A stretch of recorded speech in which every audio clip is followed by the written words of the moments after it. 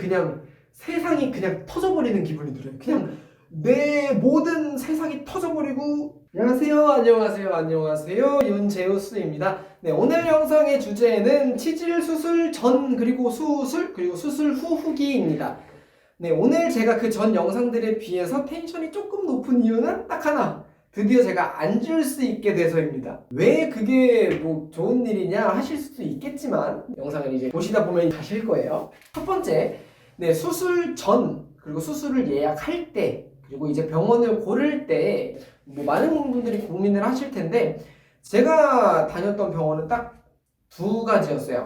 네, 근데 이 두 개의 병원 중에서 저는 당연히 제가 마음에 드는 병원에서 수술을 받았는데, 두 병원의 차이가 뭐였냐부터 이제 설명을 드릴 건데, 어떻게 보면 첫 번째로 중요한 건 병원을 고르는 기준이겠죠. 네, 이 병원을 고르는 기준이 중요한 첫 번째 이유는 병원에 따라서 수술 방법이 다르기 때문에 입원 기간이 달라지고 그리고 회복 기간이 달라져요. 뭐가 좋다 뭐가 나쁘다라기보다는 예를 들어 볼게요. 입원을 보통 이틀 이상 혹은 뭐 일주일 이렇게 입원을 길게 하게 되면 그거는 마취하는 부위가 점점 넓어진다는 걸 뜻해요. 그러니까 예를 들어서 이 병원에서 수술을 하기로 했는데 입원을 일주일이나 해야 된대요. 그 병원에서는 그 수술을 할 때 전신 마취를 해서 수술 전후의 통증을 조금 줄이는 걸 이제 목적으로 가지고 있는 곳일 거고, 두 번째는 하반신 마취. 하반신 마취는 제가 했던 방법이고, 하반신 마취 같은 경우는 그 당일 수술 그리고 그날 입원, 다음날 입원, 그리고 그 다음날 퇴원, 그래서 2박 3일 일정이라고 생각하시면 돼요.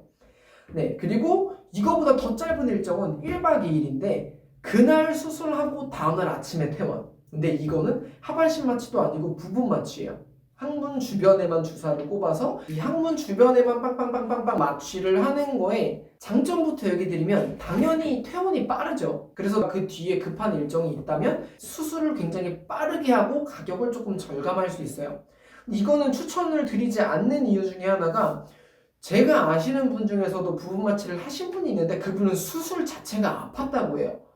네, 그렇기 때문에 부분 마취는 제가 추천드리는 방법은 아니고, 제가 하반신 마취를 추천하는 이유는 일단은 하체 전체가 다 마비가 된다라고 생각을 하시면 돼요. 네, 그래서 발가락 끝까지 감각이 없어지기 때문에 수술 전 그리고 마취 주사도 아프지가 않았고 수술 전후의 모든 과정이 하나도 안 아팠어요. 네, 그렇기 때문에 제가 적당하다고 생각했던 거는 하반신 마취였고, 그래서 하반신 마취가 가능한 병원에서 수술을 했던 건데, 근데 이제 마지막으로 전신 마취 같은 경우는 거의 일주일을 입원을 하기 때문에 케어에도 당연히 도움이 많이 되겠죠. 병원에 있는 시간이 기니까.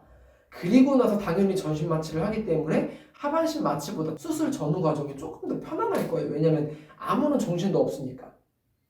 여기서 조금 차이는, 하반신 마취는 하체는 맛이 가지만 상체는, 그러니까 정신이 깨어 있는 거죠. 그렇기 때문에 그 수치스러운 민망한 상황을 다 받아들여야 된다라는 단점은 있어요. 물론 부분 마취는 당연하겠죠. 하반신 마취는 하체에 감각은 없지만 내 몸이 아닌 느낌이지만 내 몸이니까 민망한 게 당연히 있겠죠. 당연히 다 같이 내 소중한 곳을 보고 막 벌리고 막 자르고 하니까 당연히 그 과정이 기분이 좋진 않아요. 네. 근데 전신 마취는 그 과정이 생략된다는 거. 내가 눈 감았다가 뜨면 모든 게 다 해결되어 있는 거야.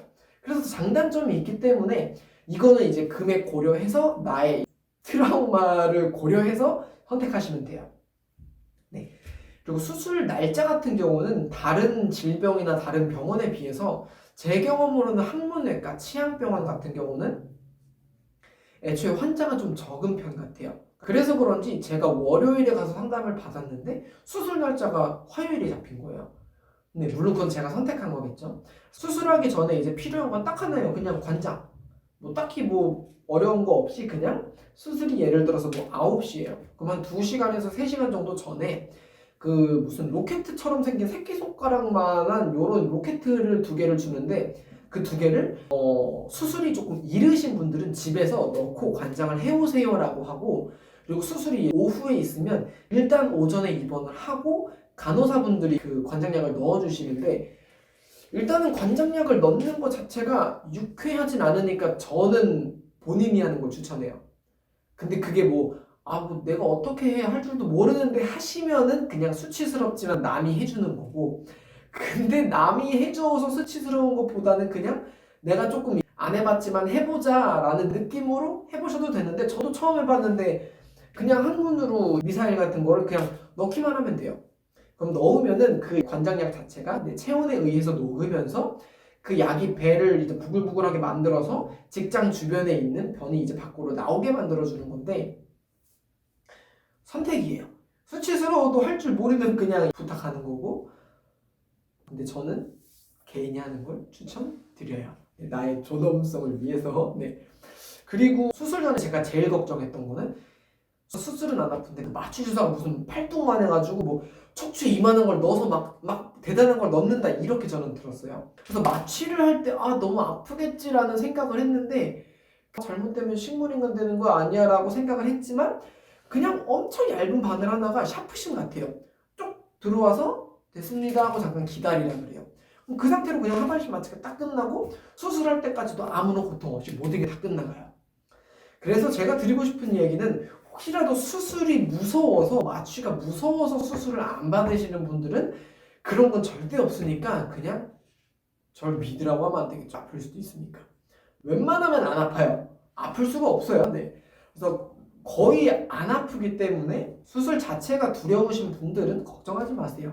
네. 그렇게 막 아픈 거 없어요. 네. 근데 그 수술 뒤가 이제 문제인데, 수술 후 딱 언제부터 아프기 시작하냐면, 수술하고 나서 한 3시간 지날 때, 하반신 마취가 풀릴 때쯤부터 뭔가 내 소중한 부위 주변에 뭔가 껴있는 느낌이 들어요. 물론 거즈가 껴있는 것도 있는데, 거즈가 아니고 뭔가 이질적인 게 내 소중한 항문에 뭔가 있어라는 느낌이 조금씩 실감이 날 때까지는 행복해요. 근데 이게 슬슬 풀리고 고통이 올 때쯤부터는, 그때부터는 누워있어도 아프고 앉을 수는 당연히 없고, 앉아있을 때도 인어공주 자세로 앉아요. 이쪽으로 기대서 이렇게 뭐 다리 한쪽으로 이렇게 하는 그 자세 아시죠? 네. 그렇게 앉을 수밖에 없어요. 그렇게 앉아도 아프고, 옆으로 누워도 아프고, 뭐 돌아 누워도 아프고, 어떻게 해도 아파서 전 첫날에 잠도 못 잤어요. 거의 1시간? 그냥 너무 아프니까 왼쪽으로 뒹굴었다가 오른쪽으로 뒹굴었다가 어떻게 해야 안 아프지 고민하다 보니까 아침이 된 거예요.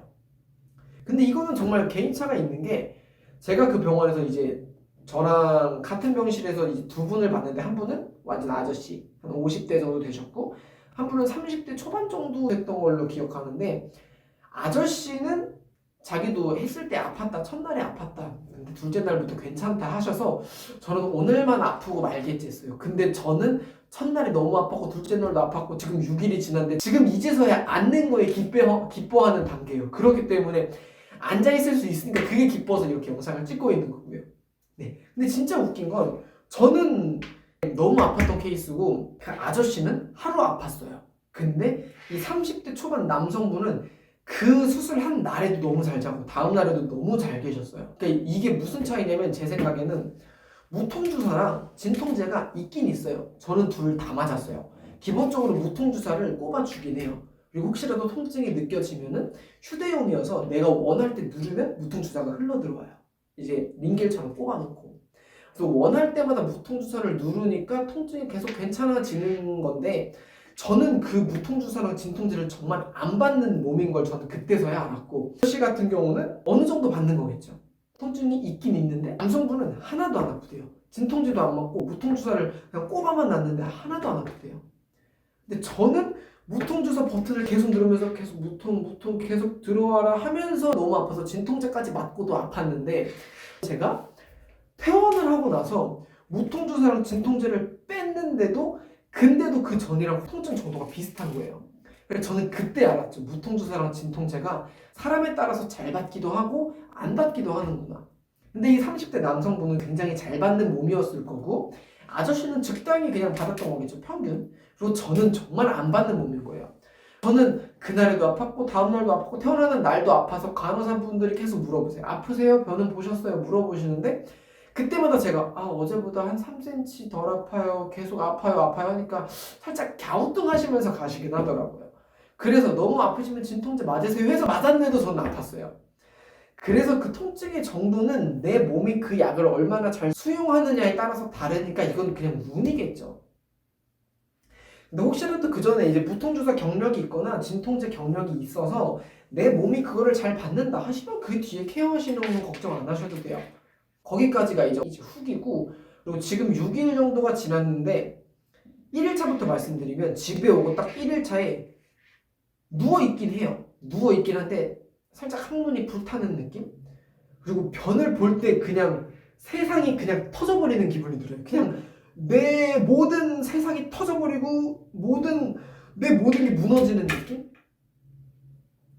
진짜 말도 못하는 고통이에요. 어느 정도냐면 변을 볼 때 너무 아프니까 전립선이 찌릿찌릿해서 내 안에 있는 소중한 모든 그 중요 부위가 다 막 찌릿찌릿 저릿저릿 찌릿찌릿. 근데 이게 간지럽기도 하면서 아프면서 찌릿찌릿하고 막 불타는 느낌인데 딱 엽기 떡볶이 먹고 다음날 설사하는 딱 그 기분이에요. 근데 그 느낌이 진짜 강렬하고 잊을 수 없는 너무 그 엄청난 고통은 그냥 막 다리에 막 경련이 일어날 정도로 정말 아파요. 이것도 물론 개인차가 있지만 전 진짜 아팠어요. 그래서 첫날, 둘째 날, 셋째 날까지 못 앉아 있었어요. 앉지도 못했고 누워 있어도 직선으로 누워 있을 수가 없었는데 제가 화요일에 수술하고 수, 목, 금, 토요일 딱 지나고 일요일 아침부터 그때부터 조금씩 앉아 있을 수 있게 되면서 조금 이제 진짜 사람 사는 것 같다 라는 느낌은 드는데 아직도 변 볼 때는 아파요. 지금이 딱 6일 차인데. 그래서 아프지만 딱 참을 수 있고 앉을 수 있는 정도. 그래서 지금 이 행복에 너무 감사한 거죠, 저는. 네. 그리고 이제 마지막으로 드리고 싶은 주의사항, 어떻게 보면 이 영상의 가장 중요한 진짜 베스트 포인트인데 이 네 가지는 무조건 주의하시는 게 좋아요. 앞에 영상 다 안 봐도 무조건 이 네 가지는 진짜 기억해